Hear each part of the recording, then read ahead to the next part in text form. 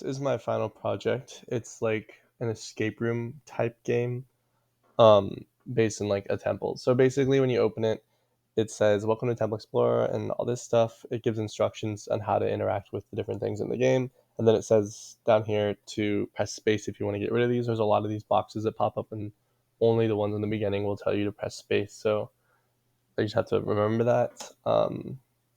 Can't go back once you enter a room. And then it tells you to like use your clues and intuition and make it to the treasure. And the goal of this game is to find treasure. So you close the box, you enter here. There's sound effects and whatnot. So when you get here, you might be like, oh, what do I do? So the goal is to just click on things. So okay, there's a door. It's locked. You need a key. How are you gonna get a key? Who knows?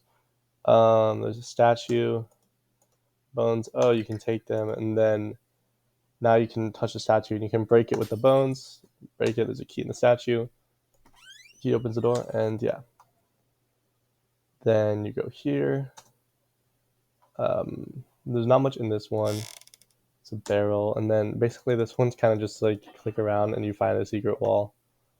You can go in there. It's a crack in the wall.